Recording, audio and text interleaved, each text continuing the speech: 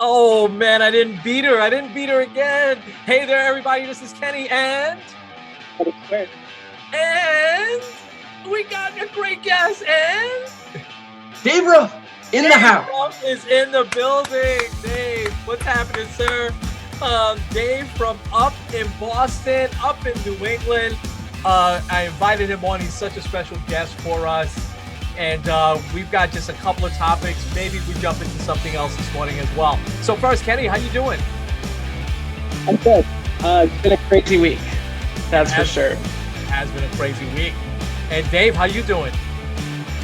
Better than I deserve. Yeah. Dave's about to get married. This is unbelievably great news. So guys, I wanted to jump in real quick. Let's get started. Bill Russell passed away this past week, and Dave has born and bred, grew up there in the New England area. I'm going to let him share an interesting fact about his dad in a little bit, but I really want to get his perspective on what things are like up there and how that part of the country is reacting to the death of an icon. And I want to talk about in two ways. All three of us are too young, including me, are too young to remember Russell as a player or even a coach with the Celtics. I was telling Dave before we started that I do remember him coaching Seattle and then Sacramento. But let me just read this stuff out because even though we don't remember seeing him as a player, this is just unbelievable when you think about this, right? So here's just some of the accolades as a player and as a coach. 2 NCAA titles, 1955 and 1956. 1 gold medal, 1956. 11, I'll repeat it again, 11 NBA titles in 13 years.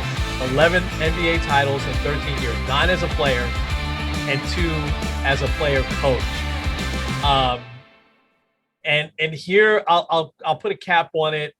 As a coach, he was the first African American coach in all of the major sports. And Red Auerbach felt like he was the heir apparent. And then he went on to win 2 more titles as a player coach. Unbelievable. And so it's hard to top that resume. And I'll just say real quick on the coaching, he coached Seattle, the Seattle Supersonics, no longer there anymore, for 3 years. And then the year after he left, Lenny Wilkens took over, and that team went to the finals a couple of straight years. Sacramento, he coached from 87 to 88, and they got good right after he left as well. And that was the same team that battled the Lakers in the early 90s every year, but couldn't get to the finals. The last thing I'll throw in is that he was drafted by the St. Louis Hawks. And again, historical text, right? We talk about that in the Bible a lot. It was a different time in our country.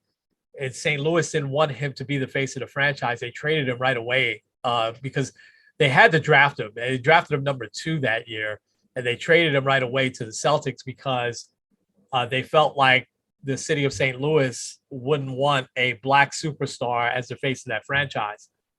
And it certainly was a love-hate relationship at times with the city of Boston, but it ended well. And so that's kind of the player I want to come back after a bit, after we get some commentary from Dave and from you, Kenny, on your thoughts of him as a player and the reaction first of the city of Boston. And then we can talk about him as a man, because I think that legacy is probably just as, if not even more important than, what he did for the NBA and what he did as a player. So Dave, let's start with you. What's the reaction been like up there? Yeah, the young bucks like ourselves, like you mentioned, Kenny, we never really saw him play. And, me as a kid growing up, it was the Larry Bird era. And even then, for me, I caught him on the tail end of his career when I first started actually remembering him and seeing him play in games on TV. All I remember him is having back problems, being a newspaper boy for the Boston Globe at the ripe age of 10. I just remember always seeing that in the headlines. Larry Bird's back, and he's always getting hurt. Yeah. So for for Russell, all I feel like you ever really heard, it was like how successful he was.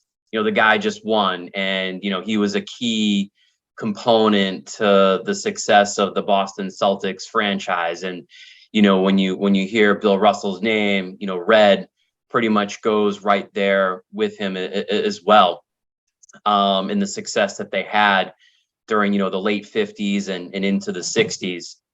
And so you just hear his name about all the accolades he received. And I know you rattled off like all the different championships that he had, and I'd be remiss if I didn't call out too that he even won as a high school athlete, 2 state championships as well. So it goes all the way back to when he was a teenager. So pretty remarkable to see the level of success. And despite all that, there were other, when you hear Bill Russell's name, you also hear Wilt Chamberlain's name too, always thrown into the mix, because those two would battle against each other quite a bit. Celtics and Sixers going at it. Yeah. And so for folks that are growing up in this generation, it's very, in my generation, they just hear about him, but they didn't really see him play. So for some of those, reporters that have been writing since before the typewriter, they can speak to it. So hearing guys, like Bob Ryan, for instance. He's heartbroken. Yeah. So for them to be able to share like personal stories, of what they witnessed and everything. And like racism, was also a hot topic back then. And, Russell was on record saying like he wasn't a Boston, he wasn't an advocate of Boston. He was an advocate of the Celtics. And so for me, being from a different generation, it's like, man, it was like, you obviously know about the whole movement, especially with Martin Luther King Jr. and everything. And, Bill Russell, played a, role of that. And I feel like you didn't hear too much about that element from him. At least from my generation, you just didn't hear too much about it. And, you always heard more just on the sports front. And, I think that he certainly made huge strides in the game of basketball, but not just as a player and, really as a defensive player more so than anything. But also, him, he may not have been the first African-American player in the NBA, but he was probably one of the biggest names to come out, first to come out of the NBA as an African American player. Yes. And to be one of the best defensive players to boot. And so it's definitely, he's kind of almost like the Jackie Robinson of the NBA. Yeah, it's a great comparison. And, and he went through a lot, just like Jackie did in baseball. He definitely felt it. If he was trying to check into like a hotel, he'd be refused service. And I'm reading up on this stuff. I'm like, man, I can't believe he wasn't exempt from that stuff either. And it's just, in today's day and age, it's kind of like, it blows your mind. It's like, man, but from going back, 60, 70 years ago, it's sad to say, but like, that was the norm, like as awful as that is to say, but that's just how things were in those times. And as terrible as it is to say, it makes you want to cringe, that's how it was. And so for him to be able to persevere, not just as a player, but as a person, to have to deal through that. I mean, you're in a professional league and you get treated, this way. Whereas today, like you're treated like royalty if you're a professional athlete. Like you get everything fed to you on a platter. And, back then you're struggling just to get a roof over your head. Yeah. And so it's quite the dynamic that, that you see past versus, when you compare past versus present. But overall, I feel that a lot of people, he deserves to be he should be on the Mount Rushmore of basketball players, and you'd be crazy if you thought otherwise. So, we're, we only have the highlight reels to see of him in action this day to remember him and seeing him as a player. But yeah, this, I think Boston's definitely, that's a big loss for the city. Even though people may not remember him as a player for the younger generations, but for those that are still alive today, like I think it has more meaning for them, having witnessed him in his prime. Yeah, Dave, thanks. That's a great recap. I want to come back and ask you a few things more on his personal life, and you've got an interesting fact about your dad that we'll get to in just a few seconds. Kenny, how about you? What hit you when you first heard that Bill Russell has passed? Because you're kind of a historian on all sports. You could talk about Joe DiMaggio and Reggie Jackson and some of the classic Yankees. And obviously you've always been a big Knicks fan. But what struck you first when you heard about Bill Russell passing away? I think first I was a little shocked. I mean, I know. Was he 88? Like, it shouldn't shock you that much, but it was still like, wow. And I think more than anything, just the fact that he is such an icon and a legend in the sport of basketball.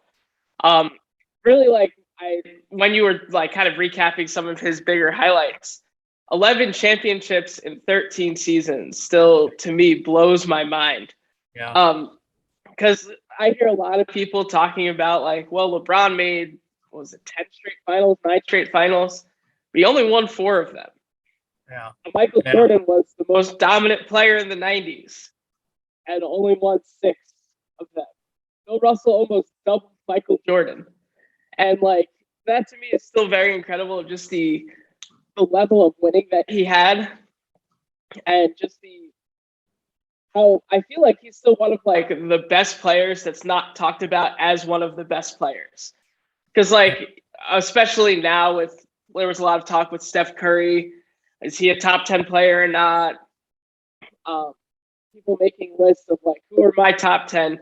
I mean, usually you'll have either LeBron or Jordan 1, depending on who actually knows basketball or not. But then also, like, you usually don't hear Bill Russell kind of talked in that same vein.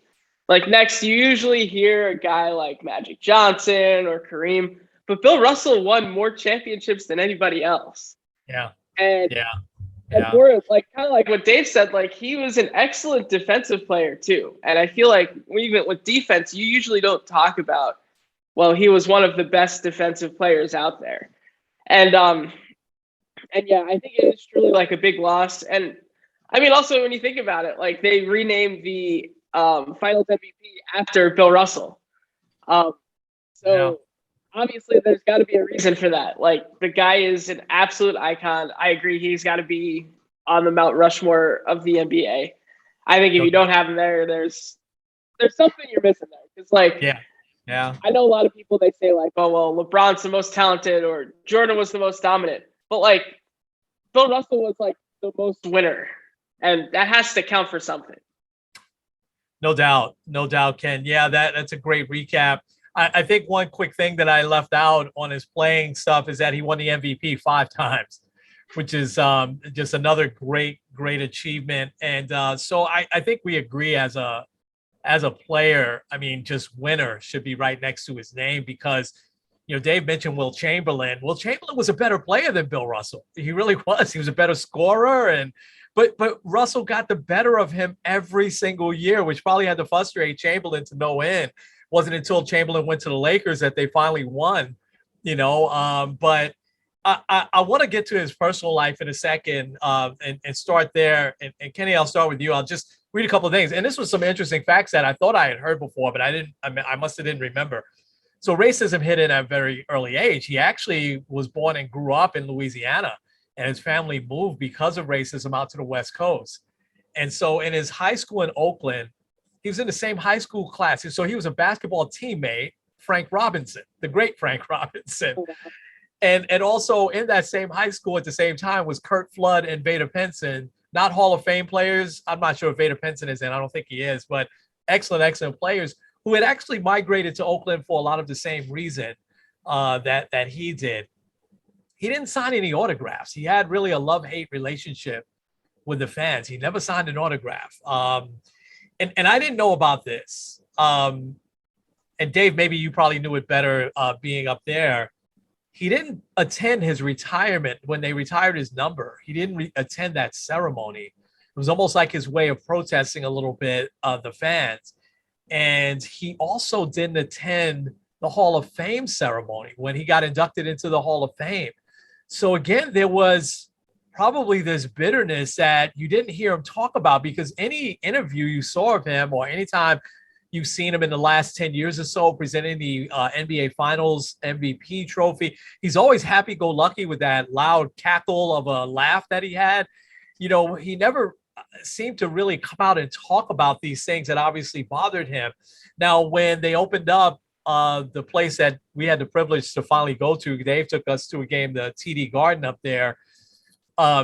They did a re-retirement ceremony of his number, and he attended that. That was in 1999. So I think some of that bitterness that he probably had from the that was back in the 70s, but from the 50s and 60s, had probably dissipated. And he had this unbelievable off-court relationship with Wilt Chamberlain, which I didn't know about as well. Whenever people would say, "Oh, you dominated Wilt," he would always come to Wilt's defense. Because there was a time when Wilt took himself out of a game in the conference finals, game 7, with like 5 minutes left, and they were winning, by 10 points. The Celtics came back and won and went to the finals and won the championship that year. And Wilt got killed for it, and eventually that's how one of the reasons why they traded him to the Lakers. But first person to come to his defense was Bill Russell. And so he definitely was a guy. I mean, with the civil rights stuff, I mean, he marched with Martin Luther King. He took up for Muhammad Ali, which again, some of that stuff doesn't hit us, but those were big, big stories back then when Ali refused to go into the service. And the first person that, again, stood by his side was Bill Russell, as well as Jim Brown. And so he put himself out there a lot in the civil rights movement, but there was a bitterness that he had that it didn't seem to show. So Kenny, let me get your take on that, and then I want to come back to Dave and hear his take on some of those facts. Yeah, I think it kind of tells a lot about his character. Kind of like what Dave said, being kind of the Jackie Robinson, so to speak, of the NBA. It's really tough. Like, you have to have like that endurance. Yeah. I was thinking of the movie 42 when Harrison Ford is kind of saying, like, you got to endure this. Like, I didn't get you just for your ability, but also for your character. And I think even especially like looking back, I didn't know that about the retirement ceremony, but it kind of also shows like he could have stayed bitter, and I think it would have been 100% in his right. But like, I don't know what his faith was, but like there's a lot that has to do with humility there. And I know even just personally, like, God always wants to humble you, and God wants to bring you to a point where you are like, you can let go of stuff, because bitterness and unforgiveness doesn't really hurt the other people. Like, it wouldn't have really hurt anybody else if Bill Russell just was like, "Oh, well, I'm done with basketball." Like, people would be like, "Okay, well, that's fine." But maybe it would have hurt him more than anybody else. Yeah. So it seems like even if there wasn't like that sense of forgiveness, it does seem like he kind of did get over it. And I think it shows a lot about who he is. And I think being able to endure basketball in the 60s in general would have been challenging. Yeah. Also, what kind of high school did they have? I mean, that's wild. Oh my gosh. Would you like to have been in that high school, right? Dave, your dad, reveal that interesting fact about your dad, because I think a lot of the things we just talked about, he certainly would remember and saw up close and personal. So talk a little bit about, from your dad's perspective as well as yours, Bill Russell as the man. Yeah. So my dad grew up in the same town that Bill Russell was residing in at the time when he was a Celtics player. So in the suburbs of Boston, maybe like 20 minutes outside of the city. And I know that like there's books out there about him, and so I haven't read them, but I'm sure there's countless stories of maybe why he had a sense of bitterness, and rightfully so, where, and he's on record, of course, for calling Boston fans, being racist. So I'm sure, how he was treated, or things that were, that were said to him. And that stigma kind of sticks to this present day.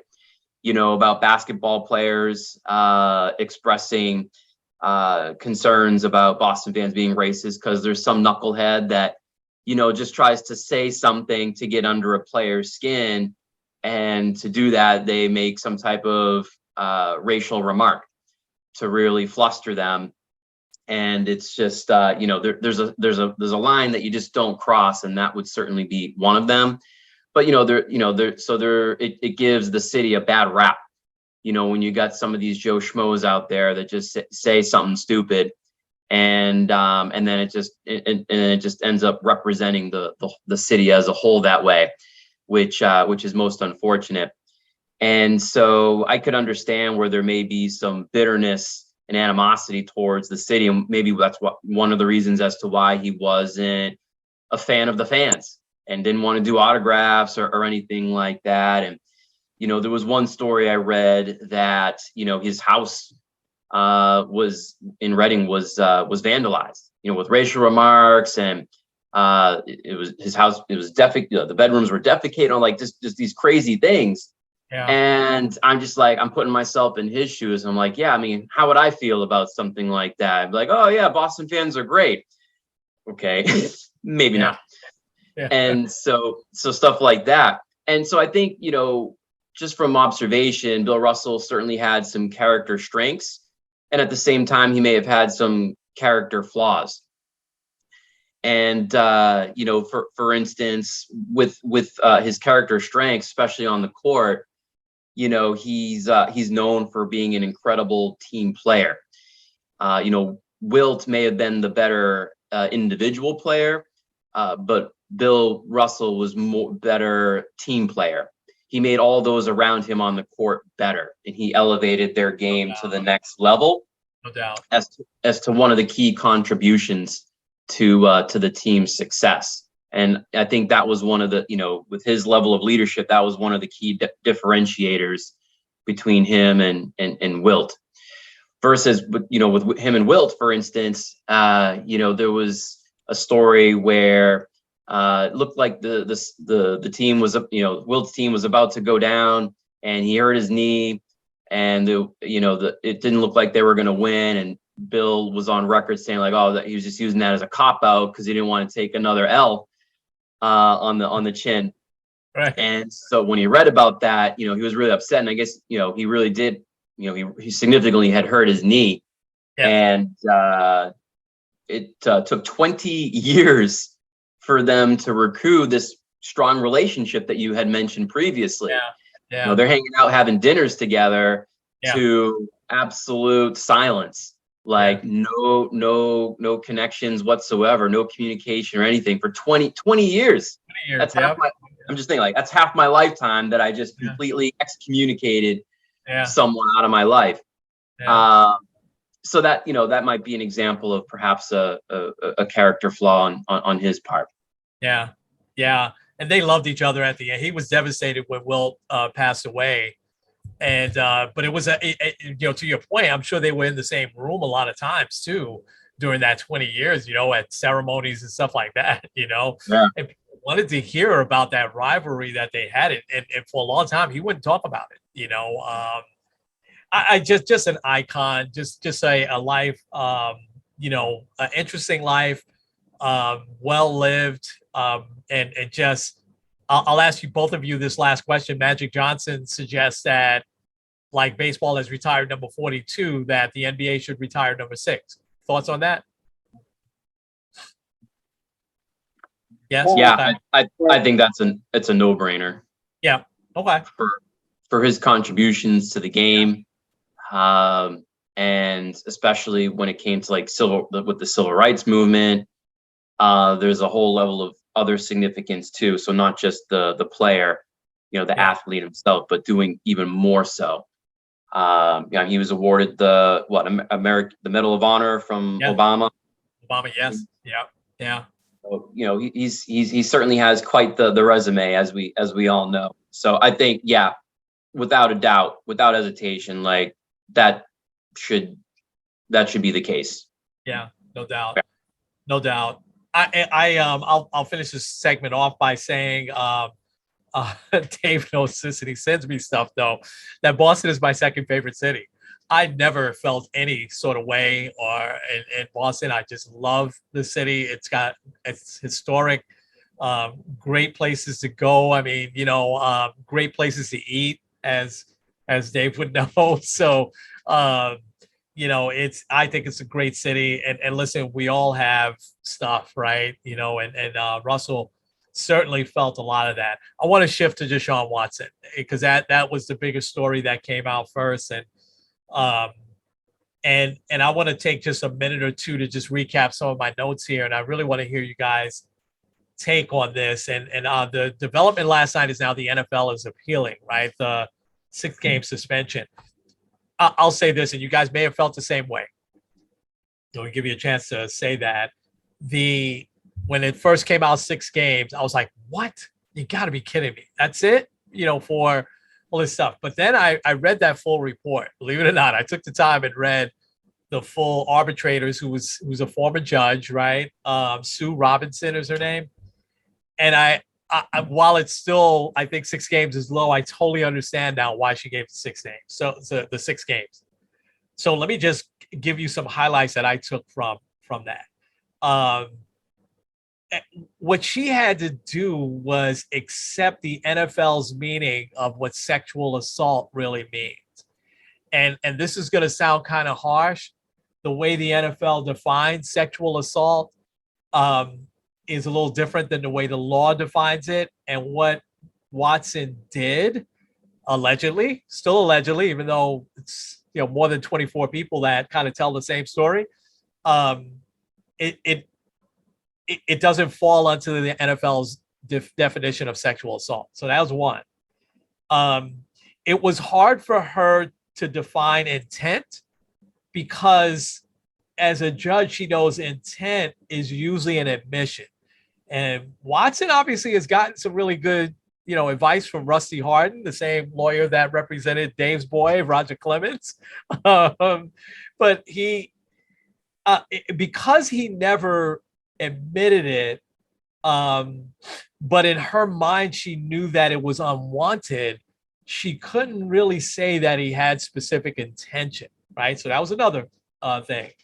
Now, believe it or not, because this is something in different territory, she really called this out on, I think, page 3 of the report, that his specific conduct is not actually listed on the NFL's list of 10 specific pieces of conduct or so that can get them suspended.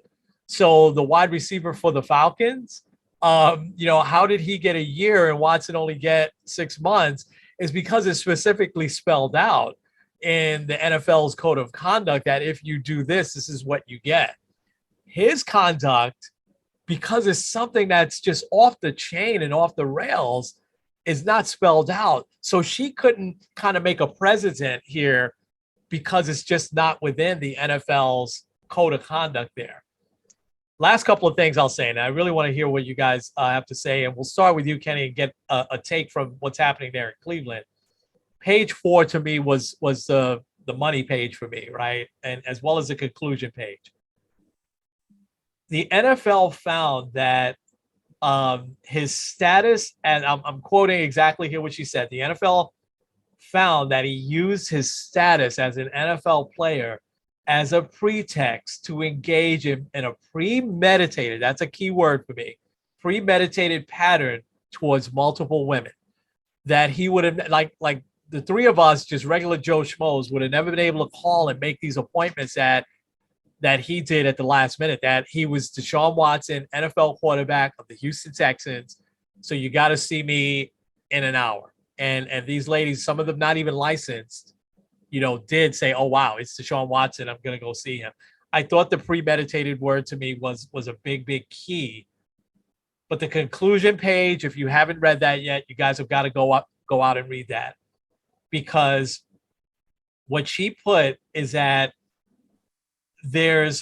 she wasn't willing to make a dramatic shift. She calls this, if she had given him more than 6 games, a dramatic shift in the culture of what the NFL is saying is misconduct.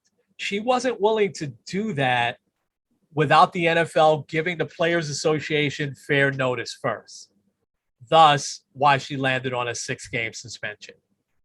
So I thought that, guys, that what she did now, I changed my opinion from the other day. What she dished out in the 6 games based on what she had in front of her was 100% fair.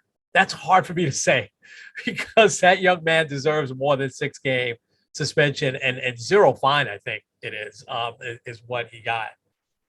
So I'm going to keep quiet, and I really want to hear based on that. And you guys may have read this report. I combed through it a couple of times, man, and I'm like, oh my gosh, she did exactly the right thing, based on what she had in front of her. Kenny, what's it like there in Cleveland? And what were your thoughts on the 6-game suspension? And now also, and I'm sure you combed through it as well, the report. We'll start with you. Well, I'll start with kind of the vibe in Cleveland. It's kind of funny because like kind of reading a few of like the different people that I follow and everything like that. It kind of seemed like, okay, well, that's a relief. Let's figure out how we're going to get through these first 6 games. I feel like there still isn't that embracing of Desean Watson here, which I think maybe if he was still in Houston, that would be different, but I don't know. From a pure football perspective, here's the Browns' first 6 games. They're at Carolina. They play the Jets, the Steelers, at Atlanta, the Chargers, and Patriots. So out of that, like, some of those are like, okay, like, the Jets, maybe that's a pretty easy win. I don't know. No. But I don't know. The Panthers might be challenging. The Steelers, Mitchell Trubisky, they said, has looked awful so far in the early parts of training camp, but also it's still the Steelers. The Falcons, they have Marcus Mariota as their starter, so who knows? The Chargers could be tough. The Patriots kicked the Browns' butt last year, so I think that'll be also very tough. So it'll be interesting to kind of see how they navigate that with Brissett, but also now it might be Desean Watson depending on how long this appeal goes. So it seems like a lot of people here in Cleveland, they're kind of like, okay, good. This guy probably shouldn't have been here anyway. We should have kept Baker Mayfield. That's still kind of the vibe that I'm still kind of feeling. What's interesting, though, is it kind of seems like the NFL's like system is a little flawed because they have this independent arbiter that makes the ruling, but either side can appeal. So, like, if Desean Watson was like, well, like, I don't want to be suspended for 6 games. I want to appeal this. I shouldn't have to be suspended at all. He'd have the 100% right to do that. And if he does end up choosing that, then the NFL decides who gets to oversee the hearing, which Roger Goodell has the ultimate decision on who gets to hear the appeal. So he can put himself there. And honestly, that I wouldn't be surprised if that's what he ends up doing here. And saying like, okay, because the NFL appeals it, now they have the opportunity to do the whole hearing again and then make their own decision. And they wanted an indefinite suspension of at least a year plus a fine. I would say, kind of without them saying it, because I feel like the PR piece of that is we want to show that we value women, but I feel like a lot of more of the reasoning behind it isn't necessarily that. I think a lot of it has to do with the fact that a lot of owners don't like the Desean Watson contract. The fact that it was structured to get around this whole suspension, but then also that it's a fully guaranteed contract. You look, I mean, obviously that wasn't the case for Kyler Murray, but like you look at Lamar Jackson. Lamar Jackson's won an MVP. He's won as many playoff games as Desean Watson. His floor should be like, hey, I won a $230 million contract just like Desean Watson. And also I'm not using my power against people. So like, I think that's probably one of the things that they want to try to combat. And if they could get him gone for at least a year, they would love to do that. However, if that happens and like the next step for Desean Watson would be a lawsuit and just continue to linger on and on. Kind of like it reminds me of the Tom Brady Deflategate thing where they like the appeal and then they still say no, like we still want to suspend you, And then Brady was just sick of it, so he just kind of let it go. Yeah. But like, Wow. I don't know. It's going to be very interesting in that regard. Because also, if this does linger on into the season, what do? If you're the Browns, do you still keep this guy away while he's still trying to fight the fight, or you try to go ahead with him and win? I don't know. But I think, like, looking at the report and all, I do agree it was very hard to continue to give a bigger suspension. But what really stuck out to me was what she was talking about, his actions. Where, first of all, like you said, he used his power as an NFL quarterback to say, like, I want to see you now. His whole device of using Instagram, which the judge said, and I agree, like, people use Instagram now as a form of communication, like DMing people, like, especially like you're going like fan to player. That's one of the great benefits of social media, that you can like interact with your favorite players. That's not, to me, the bigger issue, but the fact that he was willing to like not use the proper covering intentionally, it seemed like, and also he didn't care about their credentials, which to me is the more like obvious reason that this wasn't like a thing where he liked to use different women for massages, but he was using it in an exploitive manner, in a sexual manner. Because like, if you're literally an NFL quarterback, like your money, your livelihood is 100% dependent on your body. And I don't know, I wouldn't want just some rando person massaging my body and then like, let's say like they mess up a muscle that never gets fully recovered and there goes my NFL career. Yeah. Like, it would be like, let's say you were having issues with somebody, and instead of going to like a licensed therapist, you just found some homeless guy on the street. Now, I know these ladies weren't like homeless or anything, but like when you're going for a specific service, especially as an NFL quarterback, like you want something that you know is going to be quality, that you know is going to be like helpful. That's why like a lot of like former athletes were a little puzzled that he even had more than one masseuse. A lot of like, say like a Peyton Manning or Tom Brady, they didn't have more than like maybe 4 or 5 throughout their career, let alone 60 something within the course of a year and a half. Wow. So I think to me, that was like the thing that stuck out to me the most. And like, yes, this guy is definitely not a good guy, even though it seemed like he was a good guy. It's not like someone had used this analogy. It's not like someone that was in the wrong place at the wrong time and did a really bad thing once. Like, this is something that's consistently a pattern. And I do think that he should get suspended more. And I'm interested to see how this is going to end. Yeah. She makes it very clear also, by the way, in these 12, 13 pages, there's no doubt in her mind that he did exactly everything that they said that, that he did.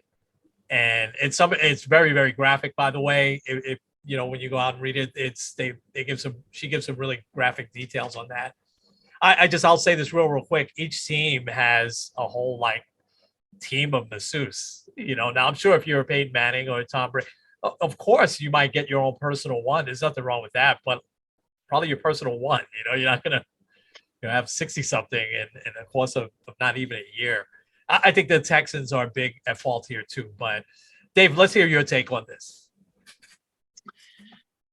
Where to begin? I think it's just another example of how bent out of shape the NFL is and how disorganized they are with how they function as a league. And not for nothing, that all falls, I feel, on Roger Goodell. And he needs to take some level of responsibility for how, for what they have that's precedent when it comes to NFL, policies.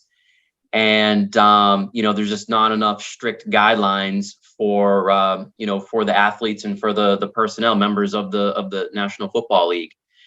And it's funny because And it's interesting. I guess I should say it's interesting.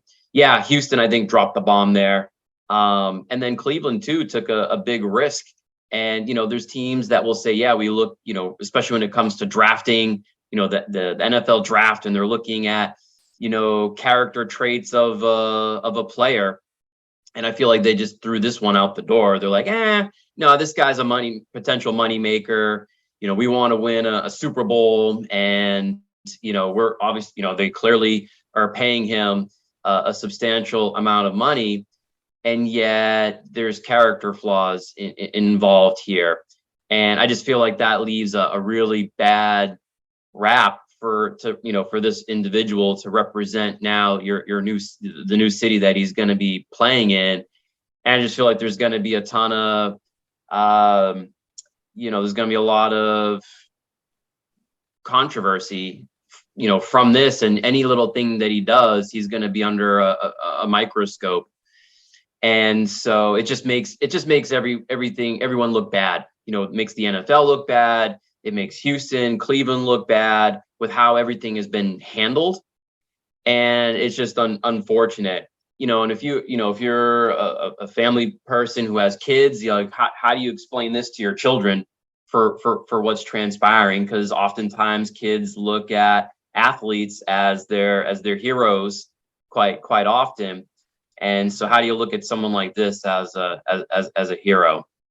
Yeah. And so, yeah, it's tough. And then all the women involved, you don't hear enough about what they've had to go through and endure. They're the victims. And so, someone who's got all this money and, so-called power, whatnot, and NFL too, with multi-billion-dollar business, you have the means to be able to get the best of the best to defend and represent your league.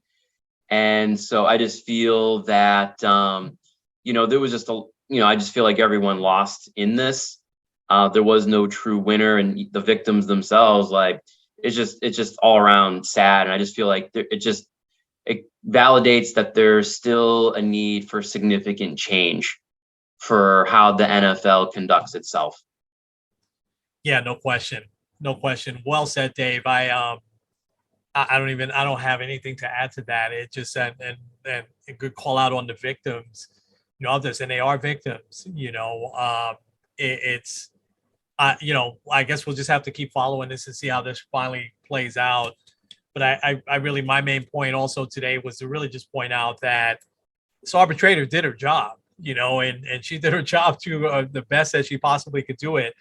And to both of you's point, there's something broke there with the NFL's policy and on misconduct, and they need to tighten it up. Certainly, you can't spell every single thing out. Who the heck would have thought, that somebody would do something like this? But it's got to fall under something, and she didn't find that it did. So, all right, we'll keep following. So we have a few minutes, so we have some time for some maybe quick hits on this.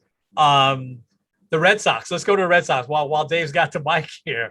What do the Red Sox do? Are the Red Sox going to get into the postseason here? I mean, it was an odd trading deadline, for them that, and I thought that my Mets were close to maybe getting JD Martinez. We got Darren Ruff instead. I definitely would have rather had JD Martinez. You could have had Dominic Smith. That would have been okay with me. What's the feeling up there in Boston? Are the Red Sox going to make a push here, or what are you thinking? I think it's dependent on one key factor, and that's just health. Their pitching is banged up. They've got 8 players that are currently on the DL, and Chris Sale's probably the biggest name out of all of them. And it's just tough, coming back from Tommy John surgery and recovering, and he gets back, and then he gets, he fractures his pinky. And so he's back on the DL again. And, I think he'll probably still be able, he's not out for the rest of the year. He'll probably be back at some point, but still, it's just one of those, nuances, another setback that the team has to face. So yeah, their pitching has certainly taken a bit of a hit. Also, too, their lineup. They don't have a deep lineup. And so I was curious to see, what kind of moves they might make before the trade deadline. And they weren't very aggressive. Eric Hosmer, sure, he's a veteran player, but he's not necessarily maybe deemed as a all-star caliber type player. Yeah, not anymore. Not anymore. And going into the season, I had my reservations, partly, with the lineup when they acquired Trevor Story.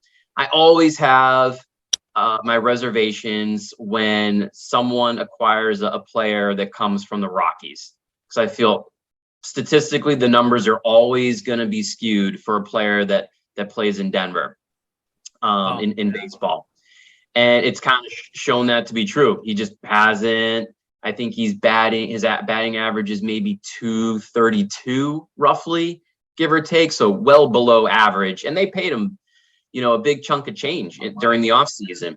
And he just hasn't produced. And Fenway is a pretty favorable ballpark to be playing in. Yeah. And he just hasn't produced. And so they've really had to rely on just 3 players, 1/3 of the lineup to help carry the team. And that's just not sustainable, between Bogarts, JD Martinez, and Devers.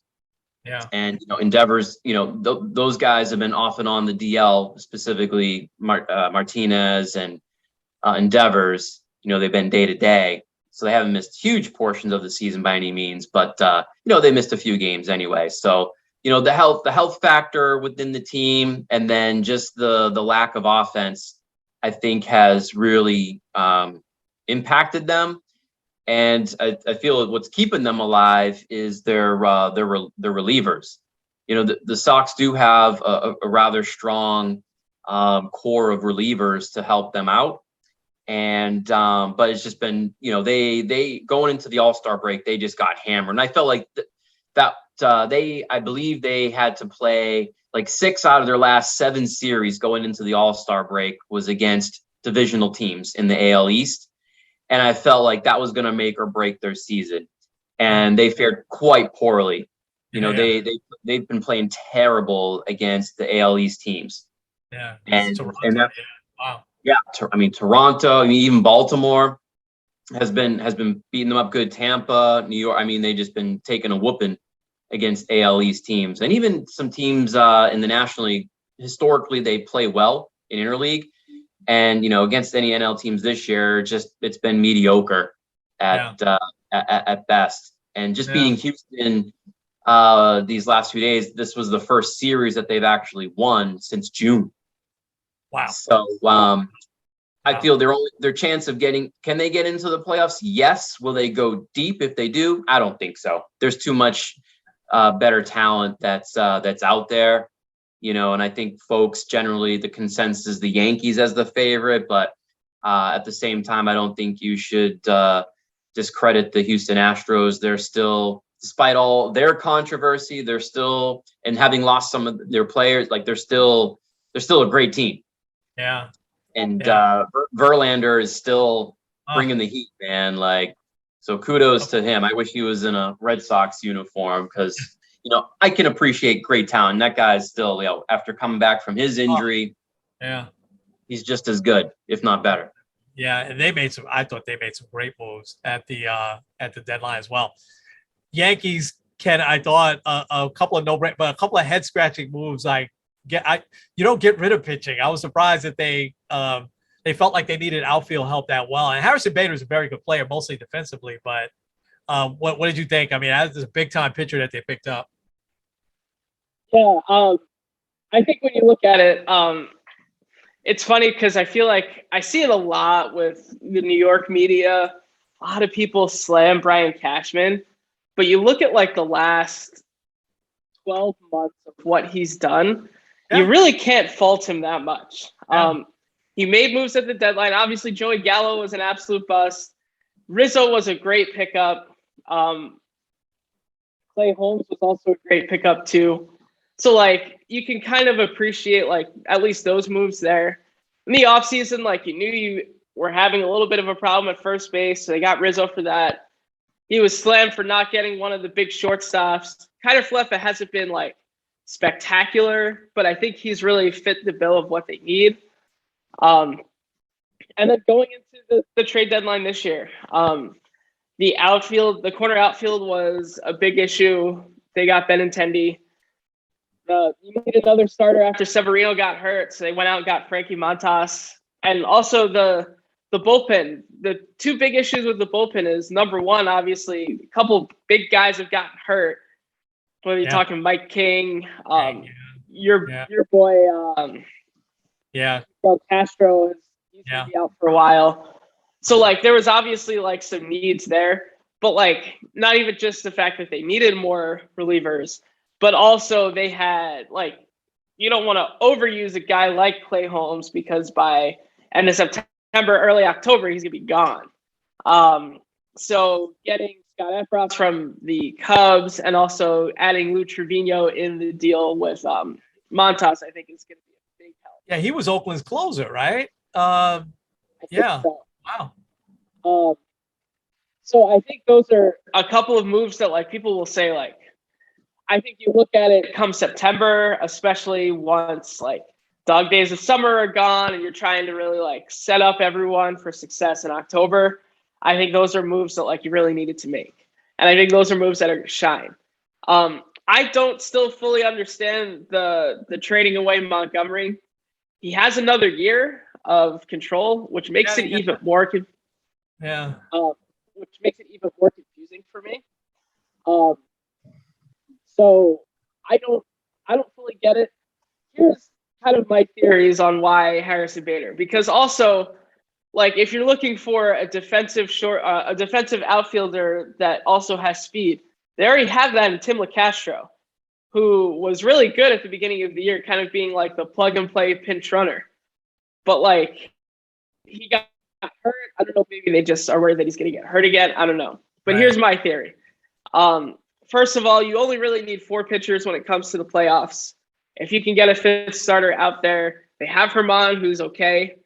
So maybe they think that like we already had kind of a redundancy there. Yeah. And also maybe this also pushes Severino to the bullpen, which he kind of did towards the end of last year.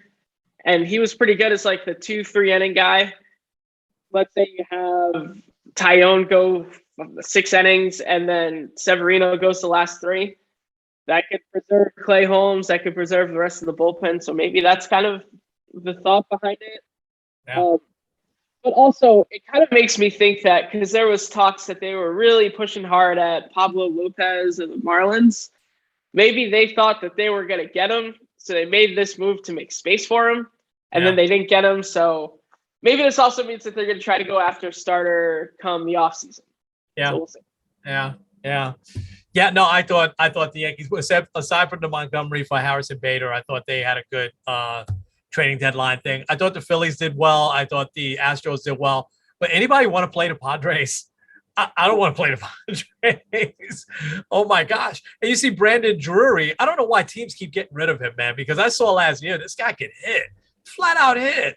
And now I certainly wouldn't want to be a fan of the Reds or the A's. I mean, just forget it. They just trade away all their good players. But Drury goes his first game with the Padres, he gets a grand slam, so. But, they a few days before that, they get Josh Bader. And not only do they get Juan Soto, they get Josh Bell, who's having his best year ever. And he's right in his prime, to play now first base. He's an excellent fielding first baseman. Plus, Drew, I mean, nobody ain't going to want to play them for sure. Real quick, thoughts on Vince Scully. I mean, just another icon. It's hard to believe we lost these icons in 1 week. I know he's 94 years old, but 67 years broadcasting the same team. And then, of course, I remember him as a national broadcaster. Gets by I'm sorry, Dave. Gets by Buckner. And it's going down and the Mets win it. Just he knew how to elevate his game for the moment, especially on the national stage. Quick thoughts on Vince Scully, and then we'll wrap up. Yeah, there's probably not a whole lot I could say about him just because, he was West Coast guy, Dodgers announcer and everything like that. And I know the name and that he was an old timer veteran and well known for being, sports broadcaster in the baseball booth. But that's probably my the extent of what I know about him. So not a whole lot. Yeah. Okay. Okay. Yeah, I mean, I do wish that I could have heard of more, especially the last couple of years of his career. Having the MLB app, I would every once in a while just to kind of hear what he had to say, or was it maybe Kershaw's perfect game? Like I heard the end of that. Yeah. Yeah. But like, yeah, truly just like an icon in the sport, and also just broadcasting in general. Like you hear of like a lot of like the legends. Like I mean, think about how long like he called games for Jackie Robinson, and then also called games for guys that are still playing baseball now. Yeah. Like that to me is still incredible. 67 years. Yeah. Unbelievable career. Yeah. There's not much else to say. Just he's A been little bit of a bygone era where you have these great broadcasters that are also really great storytellers. You know, Jerry Remy passing away a few, I think last year, fell into that, you know, of just being loved up there and able to tell stories. John Sterling, you know, still doing the same. For me, it's a bygone era. Ralph Kiner and, you know, Bob Murphy and guys like that. You know, Scully really fit into that era well, but he was the best of the best, no doubt. All right, this has been a lot of fun. Dave, we got to get you back. But Dave's going to be busy over these next couple of months. Even though Dave and I are in the same boat, leaving a certain company, but that's okay. We're both landing on our feet for sure, and Dave's got quite a life starting. And Kenny, this is fun as always. So, Kenny, why don't you wrap us up? all right. This is Kenny and Kenny and Dave Ruff. we'll work on the cosmic tip. Guys, next week. absolutely. Thank you, guys.